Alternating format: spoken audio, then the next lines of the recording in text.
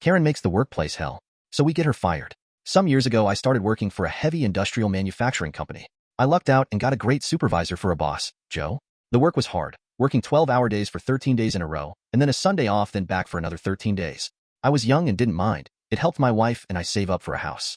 After about 6 months, Joe noticed I was picking up on the work pretty fast and promoted me to a group leader position.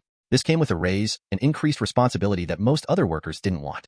Joe would put me in troubled groups in his department, and I would work on general improvements and figuring out the issues. This was a union shop, and the mentality was to just put in your hours. Don't work harder or smarter, just do your time and don't kill the job, was the unspoken motto. After a few years, Joe was promoted to manager, and he transferred me with him to his departments. While I wasn't a supervisor yet, I was the supervisor in all but name.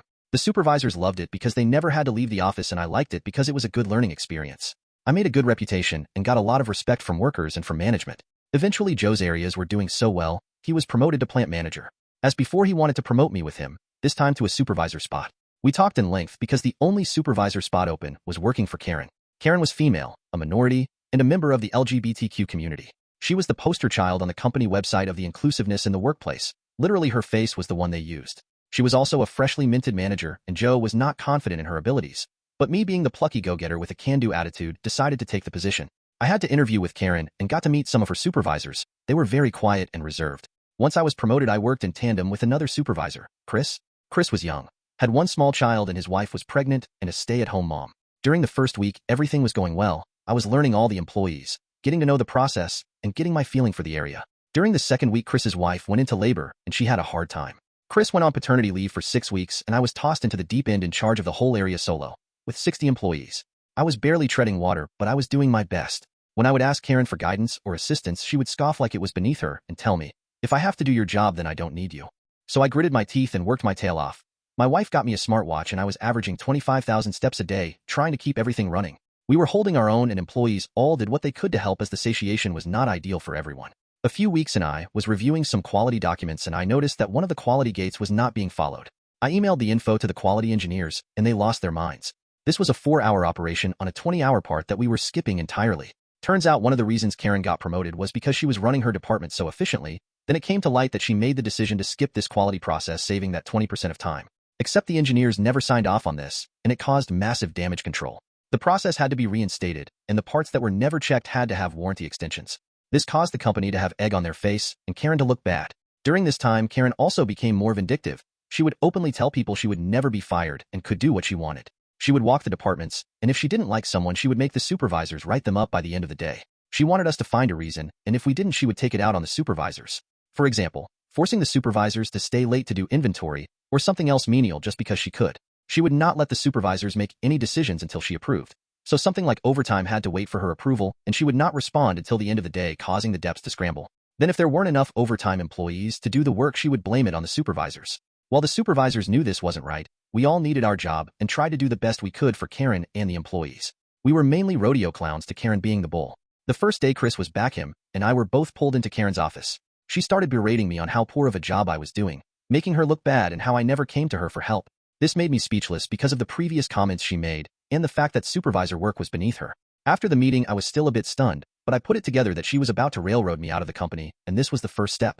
I called Joe and asked for a meeting that same day. When I got together with Joe, I started telling him about the things that were going on that he had no idea: the harassment, the abuse, the vindictive nature. Ironically, while I was speaking with him, another supervisor called him to complain about Karen as well with the same grievances.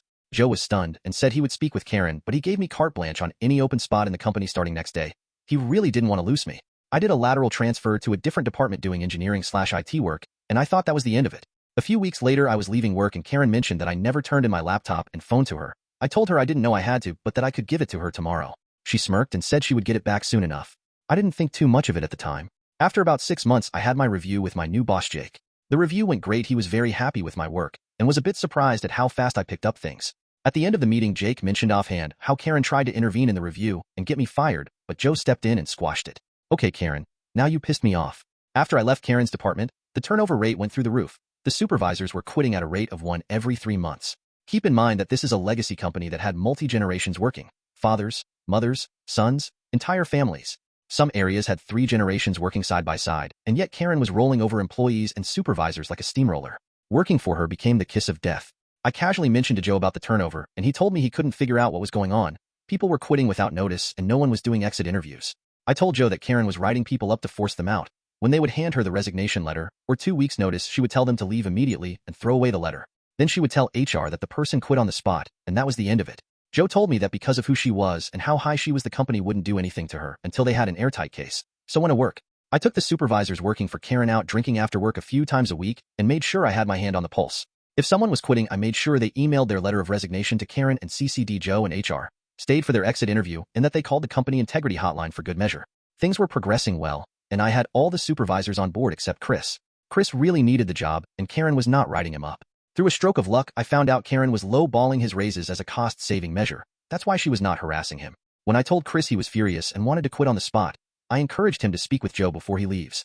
Joe and Chris had a very productive meeting, and Chris decided to stay. Now all the supervisors were on board.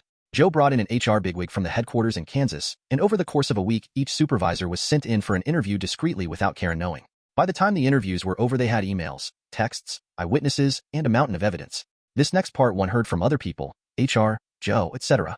Despite everything, the company wanted to keep this quiet.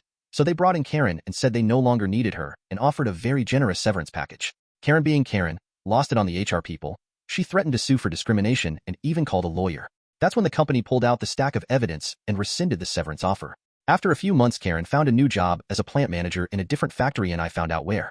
I casually mentioned to the union reps at my factory where Karen was working and suggested that maybe they should give the union at the other factory a call. She was fired within 3 months for employee harassment. Last I heard, she had to sell her house and move out of state to find a job. Subscribe and like for more videos.